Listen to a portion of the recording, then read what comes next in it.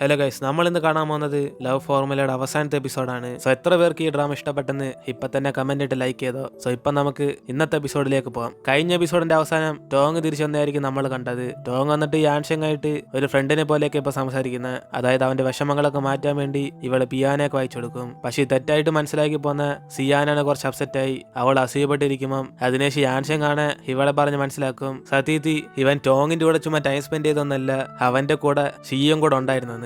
അതായത് ഇവന്റെ പേടിയൊക്കെ മാറാൻ വേണ്ടി അവളൊരു ട്യൂൺ വായിച്ചേപ്പിച്ച, അല്ലാതെ ഞങ്ങൾ തമ്മിൽ റൊമാൻറ്റിക് ആയിട്ട് ഡേറ്റ് ചെയ്യുന്നില്ലായിരുന്നു പറഞ്ഞ് അവനെ പറഞ്ഞ് മനസ്സിലാക്കുമ്പോഴാണ് അവളുടെ ഫേസിൽ ഒരു സന്തോഷം വരുന്നത്. അങ്ങനെ അതിനേശം ഇവനും ഇവൾക്കൊരു ഗിഫ്റ്റ് എടുത്ത് നാളെ ഈ ഡ്രസ്സ് ഇട്ടോണ്ട് അവന്റെ കൂടെ ഒരു പരിപാടി വരാൻ വേണ്ടി പറയും. കാരണം ടോങ്ങും ഷിയും കൂടെ യാൻഷങ്ങനെ സമാധാനപ്പെടുത്താൻ വേണ്ടി ഒരു പരിപാടി വിളിച്ചോണ്ട് പോവുക. അങ്ങനെ അതിന് ഇവർ മൂന്നുപേരും കൂടെ അവിടെ ചെല്ലുമ്പോഴാണ് ഇപ്പൊ ടോങ്ങിന്റെ ക്ലിപ്പാണ് പൊട്ടിപ്പോയിരിക്കുന്നുണ്ട്. സിയാൻ അവളുടെ ക്ലിപ്പ് എടുത്താൻ കൊടുക്കും. അങ്ങനെ ആദ്യം നമ്മുടെ ടോങ് ആദ്യം കണ്ട ടോങ്ങിനെ പോലെയൊന്നല്ല, അവളിപ്പോ സിയാന്റെ ക്ലിപ്പൊക്കെ ഇട്ടോണ്ട ഇവരുടെ കൂടെ ചെന്നിരിക്കുന്നത്. അങ്ങനെ ഫംഗ്ഷൻ തുടങ്ങുന്ന മുമ്പേ വേറൊരു പെങ്കൊച്ച് ടോങ്ങിന്റെ അടുത്തേക്ക് ഒന്ന് സീറ്റ് മാറിയിരിക്കാൻ പറ്റുമെന്ന് ചോദിക്കുമ്പോൾ ടോങ് അടുത്ത് ഷീ വന്നിരിക്കുന്നുണ്ട്, അവൾക്ക് മാറാൻ പറ്റത്തില്ലെന്ന് പറയും. അപ്പോഴാണ് അവിടേക്കൊന്ന് ഷീയാണ് ഞാൻ വരാൻ കുറച്ച് ലേറ്റായി പോയി എന്ന് പറഞ്ഞിട്ട് അവളുടെ അടുത്തേക്ക് വന്നിരിക്കും. അങ്ങനെ അതിനുശേഷം മ്യൂസിക് സ്റ്റാർട്ട് ചെയ്ത ഉടനെ ഇവരെല്ലാം അത് ആസ്വദിച്ച് കേട്ടോണ്ടിരിക്കും. അതേസമയം ഷീയും ടോങ് എനിക്ക് വേണ്ടിയാണ് സീറ്റ് കൊടുക്കാത്തതെന്ന് പറഞ്ഞിട്ട് അവനും മൊത്തത്തിൽ ഇവിടെ ഞെട്ടിപ്പോയിരിക്കുക. അങ്ങനെ പരിപാടി കഴിഞ്ഞ് ഇവരെല്ലാം തിരിച്ച് വീട്ടിലേക്ക് ചെല്ലുമ്പോഴാണ് യാൻഷയും സിയാൻ കൂടെ ഞങ്ങൾ പുറത്ത് കറങ്ങാൻ പോകാന്ന് പറഞ്ഞിട്ട് അവരുടെ അവിടെ നിന്ന് പോകും. അങ്ങനെ അതിനേശം ഷിയും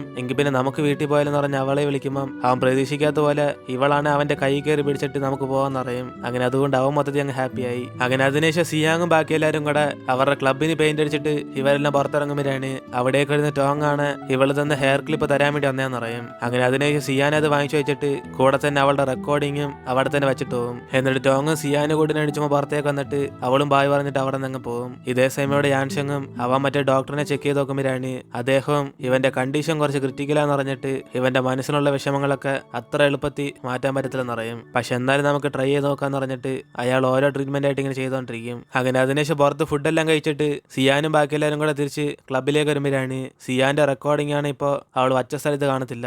അങ്ങനെ അത് അവിടെ പോയെന്ന് പറഞ്ഞ് ഇവളെ ആലോചിച്ചോണ്ടിരിക്കുമ്പോൾ ഇതേസമയം ഡോക്ടറിനെ കണ്ടുവന്ന് യാൻഷങ്ങാണ് അവന്റെ ഓഫീസിൽ ചെല്ലുമ്പം അവളുടെ റെക്കോർഡിംഗ് ഇവന്റെ ടേബിളിൽ കാണും. അങ്ങനെ അതിനുശേഷം അവനത് പ്ലേ ചെയ്ത് നോക്കുമ്പോഴാണ് ഇവന് സിയാന്റെ ശബ്ദം കേൾക്കും. അതായത് യാൻഷങ്ങിന്റെ പേടി മാറാത്തോണ്ട് ഇവന്റെ കൂടെ ജീവിക്കുന്ന തന്നെ ഫുള്ള് വിഷമായി പോകുന്നു. അങ്ങനെ അതുകൊണ്ട് ആ ഒരു അവസ്ഥ ഇവൾക്കല്ലെന്ന് പറഞ്ഞ് യാൻഷനെ വിളിച്ച് പെട്ടെന്ന് ബ്രേക്കപ്പ് ചെയ്യണമെന്ന് പറഞ്ഞ് സിയാന്റെ ശബ്ദം ഇവന് കേൾക്കും. അങ്ങനെ ഇത് കേട്ടതോടെ ഇവിടെ അവനാണ് മൊത്തം തകർന്നു പോയിട്ട് ഇവള് പറഞ്ഞ സത്യമാണില്ലെന്ന് അറിയാൻ വേണ്ടി അവൻ വീണ്ടും പ്ലേ ചെയ്ത് നോക്കും. പക്ഷെ അവൻ എത്ര ഇത് പ്ലേ ചെയ്ത് നോക്കിയിട്ടും ഈ ഒരു ഡയലോഗ് മാത്രമേ ആ റെക്കോർഡിങ്ങിനകത്ത് കാണത്തുള്ളൂ. അതായത് സിയാൻ ഇതിനു മുമ്പ് റെക്കോർഡ് ചെയ്ത ഒരു സാധനം പോലും അതിനകത്ത് ഇപ്പൊ ഇല്ല. കൂടാതെ ഇവളെ സംസാരിക്കുന്ന സാധനങ്ങള് ആ റെക്കോർഡിങ്ങിനകത്തുള്ള.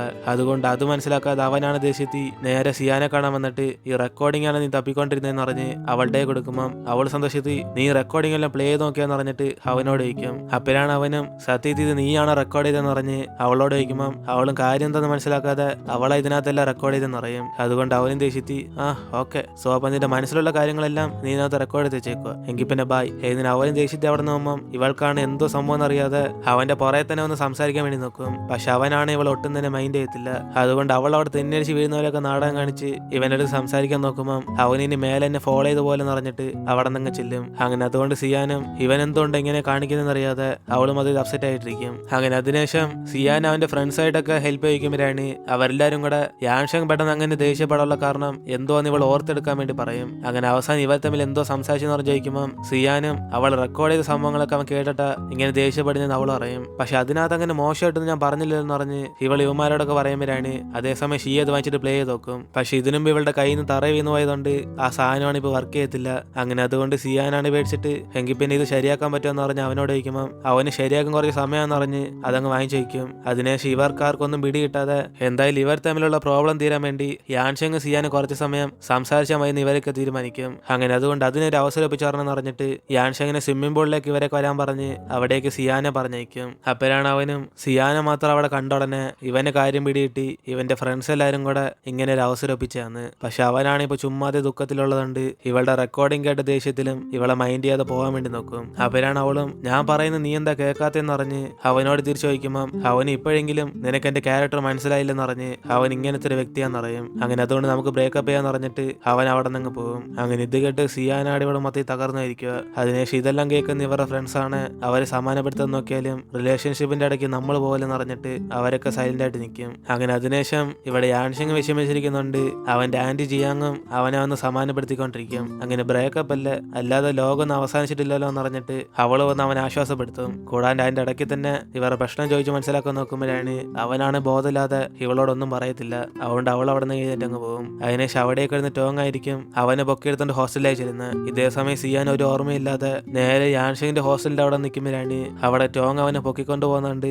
ഇവള് പേടിച്ച് അവിടെ നിന്ന് പോകും. അങ്ങനെ അതിനുശേഷം ഇവൾ ഹോസ്റ്റലിലേക്ക് വരുമ്പം ഇവളുടെ കൂട്ടുകാരും ജിയാങ്ങും കൂടെ അവളുടെ മൂഡ് മാറ്റാൻ വേണ്ടി പുറത്തേക്ക് ഫുഡ് കഴിക്കാൻ വേണ്ടി വിളിക്കും. അതിനുശേഷം ഇപ്പൊ അടുത്ത ദിവസം സിയാന് ലൈബ്രറിയിലേക്ക് ചെല്ലുമ്പോഴാണ് അവൾക്ക് എല്ലാ സ്ഥലത്തും യാൻഷങ്ങിനെ കുറിച്ചുള്ള ഓർമ്മ മാത്രമേ കാണത്തുള്ളൂ. ഇതേ സമയം ഇവിടെ യാൻഷങ് ആണ് മാത്സ് കോമ്പറ്റീഷന് വേണ്ടി വേറൊരു സിറ്റി പോകാന്ന് പറഞ്ഞിട്ട് ലിങ്ങിനോട് ഈ കാര്യം പറയുമ്പോൾ അവനപ്പോ സിയാങ്ങിനോട് ഈ കാര്യം ഒന്നും പറയുന്നില്ലെന്ന് ചോദിക്കും. പക്ഷെ അവനാണെ അതൊന്നും മൈൻഡ് ചെയ്യാതെ ഇവനില്ലാത്ത സമയത്ത് സ്വിമ്മിംഗ് ക്ലബിൽ നോക്കണമെന്ന് പറഞ്ഞിട്ട് അവൻ അവിടെ നിന്ന് പോകും. അതിനുശേഷം അടുത്ത സെക്കൻഡ് തന്നെ ലിങ് ആണ് ഈ കാര്യം സിയാനെ വിളിച്ച് പറയുമ്പോൾ അവൾ ഈ കാര്യം എന്ത് യാൻഷങ് പറയത്തെന്ന് പറഞ്ഞിട്ട് അവൾ കുറച്ച് അപ്സെറ്റ് ആയിട്ടിരിക്കും. അപ്പോഴായിരിക്കും ഷീ ഇവൾക്ക് ഫോൺ വിളിച്ച് ഇവൾ ഇപ്പൊ തന്നെ അവനെ കാണാൻ വേണ്ടി റെസ്റ്റോറന്റിലേക്ക് വരാൻ പറയും. അങ്ങനെ അതിനുശേഷം അവനും അവളുടെ മറ്റേ റെക്കോർഡിംഗ് ശരിയായി കൊടുത്ത് അത് പ്ലേ ചെയ്ത് കാണിക്കുമ്പോഴാണ് ഇവൾ പറയാത്ത ഡയലോഗൊക്കെ അവളിപ്പോ കേൾക്കും. അതായത് യാൻഷങ്ങിന്റെ വിഷമമൊന്നും മാറാത്തോണ്ട് ഇവൾ അവനെ ബ്രേക്കപ്പ് ചെയ്യാൻ പോവാന്ന്. അങ്ങനെ അതുകൊണ്ട് അവളാണ് ഷോക്കായിട്ട് ഇതൊക്കെ ഞാൻ റെക്കോർഡ് ചെയ്ത സംഭവം എന്നല്ലെന്ന് പറഞ്ഞ് അവളും പറയുമ്പോൾ ഷീ എങ്കിൽ പിന്നെ നിന്റെ വോയിസ് ആരാണ്ട് എഡിറ്റ് ചെയ്ത് വെച്ചേക്കാന്ന് പറയും. അങ്ങനെ അതുകൊണ്ട് അവളാണ് വിഷമിച്ച് അതുകൊണ്ടാണല്ലേ യാൻഷങ് എന്നോട് ദേഷ്യപ്പെട്ടെന്ന് പറഞ്ഞ് ഇവളെ റെക്കോർഡ് ചെയ്ത സംഭവമൊക്കെ അവളുടെ കമ്പ്യൂട്ടർ ഉള്ളതുണ്ട് അതൊക്കെ യാൻഷങ്ങിന് അയച്ചു കൊടുത്ത് ഇവള് പ്രൂവ് ചെയ്യുന്ന പറയും. അതേസമയം ഇവിടെ യാൻഷങ്ങും മാത്സ് കോമ്പറ്റീഷന് വേണ്ടി വന്നേക്കുമ്പോഴാണ് ഇവൻ എല്ലാ സമയത്തും സിയാന്റെ ഓർമ്മ മാത്രമേ കാണത്തുള്ളൂ. അപ്പോഴാണ് അവൾ ഇവിടെ നിന്ന് മെസ്സേജ് അയച്ച ഉടനെ ഇവൻ അപ്പത്തിനെ അത് പ്ലേ ചെയ്ത് നോക്കും. അപ്പോഴാണ് ഇവൾ യഥാർത്ഥത്തിൽ റെക്കോർഡ് ചെയ്ത സംഭവങ്ങളൊക്കെ ഇവന് കേൾക്കാൻ വരുന്നത്. അതായത് ഇവന്റെ പേടി മാറാൻ വേണ്ടി അവൾ ഓരോ പ്രാവശ്യം ട്രൈ ചെയ്തൊക്കെ കാര്യങ്ങളൊക്കെ. അങ്ങനെ ഓരോ ദിവസം ഇവന്റെ നല്ലതിന് വേണ്ടി അവൾ ആലോചിച്ചിട്ടുള്ളൂ. അങ്ങനെ അതൊക്കെ ഇവനും കേട്ടിരുന്നിട്ട് എന്തായാലും ഇവൻ കേട്ടത് ഇവളെ റെക്കോർഡ് ചെയ്ത സംഭവം അല്ലെങ്കിലും സത്യത്തിൽ ഇവന്റെ മനസ്സിലുള്ള പേടി ഇതുവരെ മാറിയിട്ടില്ലല്ലോ എന്ന് പറഞ്ഞിട്ട് അവൻ തിരിച്ച് റിപ്ലൈ ചെയ്ത് അവിടെ നിന്ന് പോകും. അങ്ങനെ ഇവൻ കാരണം വെറുതെ അവളും കൂടെ വിഷമിക്കേണ്ടെന്ന് പറഞ്ഞ് അവളുടെ കൂടെ ഇവൻ കൂടുതൽ എടുക്കാത്ത.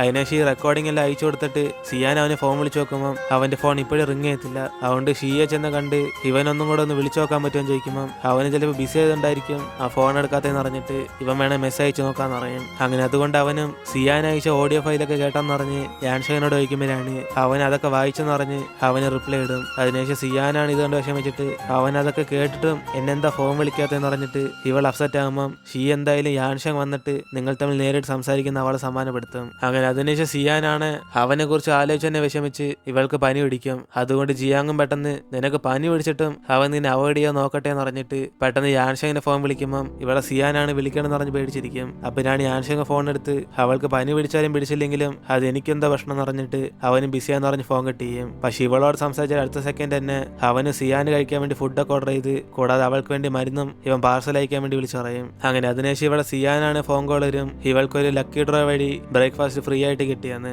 അതിനുശേഷം അവളത് വാങ്ങിച്ചിട്ട് യാൻഷൻ ആഗ്രഹിച്ച പോലെ തന്നെ അവളത് ഇപ്പൊ എടുത്ത് കഴിച്ചോണ്ടിരിക്കും. കാരണം അവളെ കുറിച്ച് അവന് നല്ലോണം അറിയാം. അതിനുശേഷം ഇവിടെ സിയാനും യാൻഷങ് തന്നെ ഇപ്പൊ എന്നോട് സ്നേഹമില്ലെങ്കിൽ അവൻ തന്നെ ഹിപ്പാറ്റിയ നെക്ലസ് എന്തിനാന്ന് പറഞ്ഞിട്ട് അവൾ ആ ചെയിൻ എടുത്ത് ആ ബീച്ചിന്റെ അവിടെ കുഴിച്ചു വയ്ക്കും. അങ്ങനെ യാൻഷങ് മറക്കാൻ ശ്രമിക്കുന്നുണ്ട്. ഇവൾ അവനെ മറക്കാൻ വേണ്ടി ഇപ്പൊ ഇതൊക്കെ ചെയ്തിട്ട് അവിടെ നിന്ന് പോകും. അങ്ങനെ അതിനുശേഷം ഇവളും കോളേജിലേക്ക് ചെല്ലുമ്പോഴാണ് ജിയാങ് ലിങ്ങും കൂടെ സിയാനെ ഓഫീസിലേക്ക് വരാൻ പറഞ്ഞിട്ട് അവളോട് റിപ്പോർട്ട് എടുത്ത് കാണിക്കും. സത്യത്തിൽ യാൻഷങ്ങിന് അവന്റെ വിഷമം മാറോ ഇല്ല എന്ന് പേടി കാരണം ഇവളുടെ അടുത്ത് നഗം നിൽക്കുന്നതെന്ന്. അങ്ങനെ ഈ കാര്യമൊക്കെ അവളെ ബോധ്യപ്പെടുത്തുമ്പം അവളാണ് വിഷമിച്ച് അപ്പൊ ഇവൻ ഡോക്ടറിനെ കണ്ട് അവന്റെ അസുഖത്തിന് മാറ്റമില്ലെന്ന് മനസ്സിലാക്കിയതുകൊണ്ടാണോ എന്നോട് ഇങ്ങനെയൊക്കെ പറഞ്ഞെന്നറിഞ്ഞ് അവളെ നെക്ലസിനെ കുറിച്ച് ആലോചിച്ചുകൊണ്ട് പെട്ടെന്ന് ബീച്ചിലേക്ക് ചെല്ലും. അതിനുശേഷം അവളും ആ തപ്പിയെടുക്കാൻ വേണ്ടി നോക്കുമ്പം ഇവൾക്ക് അത് എവിടാന്നോ ഇപ്പൊ പിടികിടത്തില്ല. അങ്ങനെ അതുകൊണ്ട് അവൾ ആ വെപ്രാളത്തിരിക്കുമ്പോഴാണ് വേറൊരു പെങ്കൊച്ചാണ് നിങ്ങൾ ഇതാണ് അന്വേഷിക്കുന്ന ചേച്ചി എന്ന് പറഞ്ഞിട്ട് ഇവളുടെ അത് എടുത്തു കൊടുക്കും. അതിനുശേഷം സിയാന് വിഷമിച്ച് ആ കൊച്ചിന് താങ്ക്സ് പറഞ്ഞിട്ട് ഇനി വിലപ്പെട്ട സാധനങ്ങൾ ഞാൻ ഇങ്ങനെയൊന്നും കളയത്തില്ലെന്ന് അവളും പറഞ്ഞിട്ട് ഇപ്പൊ യാൻഷങ്ങിനെ കാണാൻ വേണ്ടി ചെല്ലുക. അങ്ങനെ യാൻഷങ് മാത്സ് കോമ്പറ്റീഷന് പോയ സ്ഥലത്ത്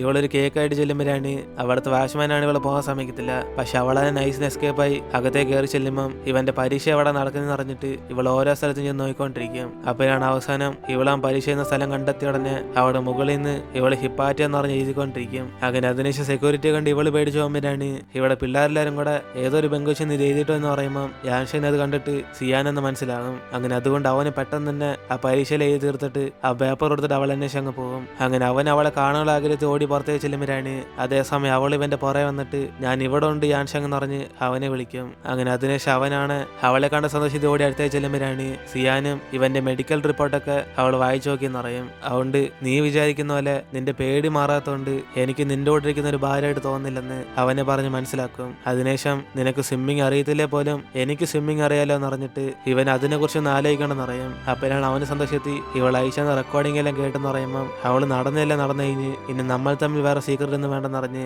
രണ്ടുപേരും കൂടെ സമാനാവും. അതിനുശേഷം അവളും ഇന്നിവന്റെ ബർത്ത്ഡേ ആയതുകൊണ്ട് അവന് വേണ്ടി കൊണ്ടുവന്ന് കേക്ക് കാണിക്കും. പക്ഷെ അവസാനം ഇപ്പോൾ അത് മൊത്തത്തിൽ കുളവായിരിക്കുക. അതുകൊണ്ട് അവളും കുളവായിപ്പോയെന്ന് പറയുമ്പം അവൻ എന്തായാലും എനിക്ക് ഇഷ്ടപ്പെട്ടെന്ന് അറിഞ്ഞിട്ട് അവൾക്ക് താങ്ക്സ് അറിയും. അതിനുശേഷം അവളും എനിക്ക് പിന്നെ വേറൊരു ഗിഫ്റ്റ് ഉണ്ടെന്ന് അറിഞ്ഞിട്ട് അവന്റെ ഫേസിൽ കിസ് ചെയ്യും. അങ്ങനെ അതോടെ ഇവ രണ്ടൊരു വീന്ന് ഒന്ന് ചേർന്ന് അങ്ങനെ അതിനുശേഷം ഇവെല്ലാം ഒരുമിച്ച് സന്തോഷിച്ച് സംസാരിച്ചുകൊണ്ടിരിക്കുമ്പോഴാണ് ജിയാങ്ങും എന്തായാലും സിയാന്റെ റെക്കോർഡിംഗ് എഡിറ്റ് ചെയ്ത് മാറ്റിയത് ആരായിരിക്കും എന്ന് അറിഞ്ഞിട്ട് ഇവരൊക്കെ സംസാരിച്ചുകൊണ്ടിരിക്കും. അങ്ങനെ എല്ലാവരും ഇതിനെക്കുറിച്ച് ആലോചിക്കുമ്പം ലിങ് സന്തോഷമായ സമയത്ത് ഇപ്പോൾ അതിനെക്കുറിച്ച് സംസാരിക്കണം എന്നറിഞ്ഞ് അവരെയൊക്കെ സൈലന്റ് ആക്കും. ഇതേ സമയം ഇവിടെ സിയാനാണ് ടോങ്ങിനോടുള്ള സംശയത്തിൽ അവളുടെ ഫോണൊന്ന് വാങ്ങിച്ചു നോക്കുമ്പോഴാണ് അവൾക്ക് മനസ്സിലാവും ഈ കാര്യം ചെയ്തത് ടോങ് ആണെന്ന്. അതുകൊണ്ട് അവളും നിന്റെ ഫോണിനകത്ത് പെയിന്റ് ഒക്കെ ഉണ്ടെന്ന് പറഞ്ഞ് ടോങ്ങിനെ ചൂണ്ടിക്കാണിക്കും. അതുകൊണ്ട് ടോങ് ആണ് പേടിച്ചു പോയിട്ട് അവൾ വാഷ്റൂമിൽ പോയിട്ടെന്ന് പറഞ്ഞ് അവിടെ നിന്ന് ഇറങ്ങുമ്പോഴാണ് ഇവളുടെ പുറകെ സിയാനും വന്നിട്ട് നീ എല്ലാ റെക്കോർഡർ മാറ്റി വെച്ചെന്ന് പറഞ്ഞ് ഇപ്പൊ ഇവളോട് നേരിട്ടും ചോദിക്കും. അപ്പോഴാണ് ടോങ്ങും ഞാൻ എന്തിനാ സിയാങ് അതൊക്കെ ചെയ്യുന്നതെന്ന് പറഞ്ഞ് ഇവളിപ്പോ മൊത്തത്തിൽ മാറിയെന്ന് പറയുമ്പം സിയാനാന്ന് വിശ്വസിക്കാതെ നീ ഇതോടെ നിന്റെ കള്ളം പറയും നിർത്തിക്കോന്ന് പറഞ്ഞ്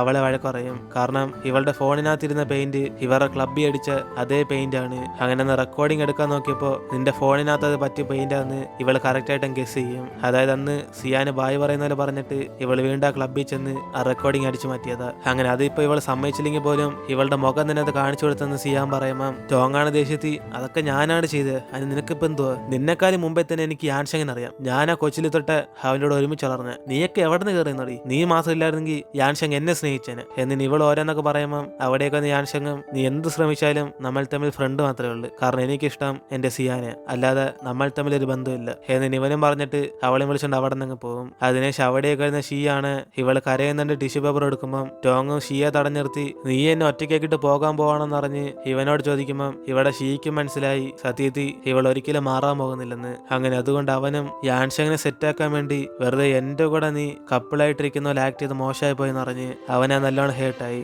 അങ്ങനെ അതുകൊണ്ട് എന്നെ ഇഷ്ടപ്പെട്ടില്ലെങ്കിലും എന്റെ അടുത്ത് ഇങ്ങനെ ഫേക്ക് ആയിട്ട് ബിഹേവ് ചെയ്യില്ലെന്ന് അവനും പറയുമ്പം അവളാണ് ഇവനോട് സോറി പറഞ്ഞിട്ട് എനിക്കിത് നീ മാത്രമുള്ള ഷീന്ന് പറഞ്ഞ് അവന്റെ അടുത്ത് ആക്ടിങ് ചെയ്യും. അതിനുശേഷം അവനാണ് ഇതൊക്കെ ചെയ്തോണ്ട് നിനക്ക് അവസാനം എന്തോ കിട്ടിയെന്ന് പറഞ്ഞ് അവൻ അവിടെ നിന്ന് ചെല്ലും. അതിനുശേഷം ഷീയാണ് ഇവമാർക്കെല്ലാം മെസ്സേജ് പറഞ്ഞേക്കും അവൻ ടീച്ചർ ട്രെയിനിങ്ങിന് വേണ്ടി ഇവിടെ നിന്ന് സ്ഥലം മാറി പോവാന്ന്. അങ്ങനെ അതുകൊണ്ട് ഇവമാരിങ്ങനെ ബായ് പറഞ്ഞെന്നും വിഷമിപ്പിക്കേണ്ടെന്ന് പറഞ്ഞിട്ട് അവനിപ്പോ മെസ്സേജ് ഇട്ടേക്കുന്നത്. അതുകൊണ്ട് അവന് പെട്ടെന്ന് തന്നെ തിരിച്ചതെന്ന് പറഞ്ഞിട്ട് ഇവമാർക്കെല്ലാം മെസ്സേജ് ഇട്ടിട്ട് അവൻ ലക്കേജ് എല്ലാം എടുത്ത് ഇവിടെ നിന്ന് സ്ഥലം വിടും. അപ്പോഴാണ് അതേസമയം ഈ മെസ്സേജ് കാണുന്ന ടോങ് ആണ് ഇപ്പോഴാണ് അവനെ കുറിച്ച് മനസ്സിലാക്കി അവനോർത്ത് വിഷമിച്ചുകൊണ്ടിരിക്കുന്നത്. കാരണം കൂടെയുള്ളപ്പോ ഒന്നും അവനെ കുറിച്ച് ഒരു ഓർമ്മയിലും ഇവൾക്കില്ലായിരുന്നു. പക്ഷെ അവൻ പോയതോടെ അവന്റെ വില എന്തോന്ന് മനസ്സിലാക്കി. അങ്ങനെ അതിനുശേഷം അവൾ നേരെ യാൻഷങ്ങിനെ കാണാൻ വന്നിട്ട് അവൾക്കൊരു സത്യം പറയണമെന്ന് പറയും. അങ്ങനെ അവളും ഞാൻ വിദേശത്ത് പഠിക്കാൻ പോകുന്നോണ്ട് നമ്മൾ തമ്മിൽ ഇനി കാണാൻ ചാൻസ് ഇല്ലെന്ന് പറഞ്ഞിട്ട് ഇവനോട് ഇപ്പൊ ഒരു സത്യം പറയും. യഥാർത്ഥത്തിൽ ഇവരുടെ കൂട്ടുകാരൻ മരിക്കാനുള്ള കാരണം യാൻഷങ് അല്ല, അത് ഇവളാണെന്ന്. അങ്ങനെ അത് കേട്ട് അവന് ഷോക്കായി പോകുമ്പോൾ ഇവളാണ് ആ ഫ്ലാഷ് ബാക്ക് പറയും. അതായത് ഇവരന്ന് കടലിൽ കുളിക്കാൻ പോയപ്പോ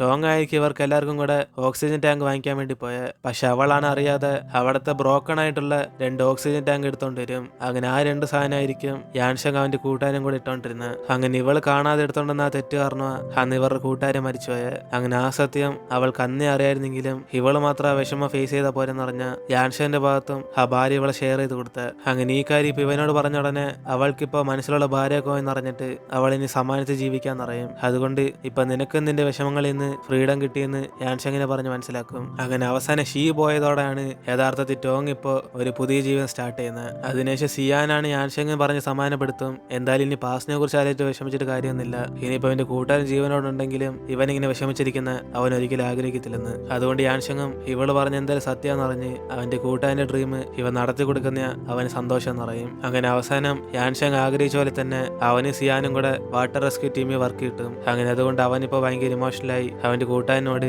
നിന്റെ അകലെ ഞാൻ സഹായിച്ചു കൊടുത്തളിയാന്ന് പറഞ്ഞ് അവനോട് സംസാരിച്ചുകൊണ്ടിരിക്കും. എന്നിട്ട് ഇപ്പൊ അടുത്ത ദിവസം ഇവിടെ സിയാനാണ് വീണ്ടും അവളുടെ കൂട്ടുകാരെ കൊണ്ട് മേക്കപ്പ് ഇടിപ്പിക്കുമ്പോൾ കൂട്ടുകാരിയും ഒരു ഐബ്രോ മാത്രം ഇട്ടിട്ട് രക്ഷോട്ട് പോകാൻ വേണ്ടി നോക്കും. പക്ഷെ ഈ തവണ സിയാൻ മുമ്പത്തെ പോലെ ആകെ സമയത്തിൽ നിറഞ്ഞ് അവളുടെ കൂട്ടുകാരി പിടിച്ചിരുത്തി ഫുൾ മേക്കപ്പ് ഇട്ടിട്ട് അവൾ പറഞ്ഞയക്കത്തുള്ളൂ. അങ്ങനെ ഇവരൊക്കെ ഇപ്പൊ മേക്കപ്പ് ഇട്ട് ഇവരുടെയൊക്കെ ബോയ് ഫ്രണ്ട്സിന്റെ ഗ്രാജുവേഷൻ കാണാൻ വേണ്ടി പോവുക. കാരണം ഇവരൊക്കെ ജൂനിയേഴ്സ് ആണ്, അവന്മാരൊക്കെ സീനിയേഴ്സ്. അങ്ങനെ ഇവര് സെക്യൂരിറ്റി പോകാൻ സമയക്കാത്തോണ്ട് അവിടുന്ന് പെർമിഷൻ ചോദിക്കുമ്പോൾ അയാളും അകത്തിരുന്ന് ആരിലും വന്ന് വിളിച്ചാല് ഇവരകത്തേക്ക് കരുത്തുള്ള നിറയും. അതേസമയം ഇവിടെ യാൻഷങ് സ്പീച്ച് തുടങ്ങിയ ഉടനെ ഇവരെല്ലാരും കൂടെ അവന്മാരൊക്കെ സംസാരിച്ചു തുടങ്ങിയെന്ന് പറഞ്ഞ് ഇവരോട് പെർമിഷൻ ചോദിച്ചോണ്ടിരിക്കും. അപ്പോഴാണ് ലിങ്ങും ഹിവാനും കൂടെ അവിടെ കൂടി എത്തിയിട്ട് ഇവരൊക്കെ ഞങ്ങളുടെ ഫ്രണ്ട്സാന്ന് പറഞ്ഞ് വിളിച്ചോണ്ടങ്ങ് പോകും. അങ്ങനെ അതിനുശേഷം ഇവിടെ യാൻഷങ്ങും അവിടെ കൂടി വരുന്ന സിയാനെ കണ്ടിട്ട് നിന്നെ കണ്ടതിന് ശേഷം എന്റെ ലൈഫ് മൊത്തം ബ്യൂട്ടിഫുൾ ആയി നിറഞ്ഞ് അവൻ ആ സ്റ്റേജിന്റെ അവിടെ ചെന്ന് ഇവളെ പ്രപ്പോസ് ചെയ്യും. അങ്ങനെ ലൈഫിലുള്ള കുറെ പാഠങ്ങളൊക്കെ ഇവളുടെ കൂടെ ഇരുന്ന് അവന് പഠിക്കാൻ പറ്റിയെന്ന് പറഞ്ഞ് അവന് സ്റ്റേജിന്റെ ഫ്രണ്ട് വെച്ച് ഇവൾക്ക് ഐ ലവ് യു പറഞ്ഞ് ഓടിച്ചെന്ന് അവൾ ഹഗ് ചെയ്യും. അങ്ങനെ ഇവർ റൊമാൻറ്റിക് കണ്ട് അവെല്ലാം കൂടെ ഷൈ ആയിട്ടിരിക്കുമ്പോൾ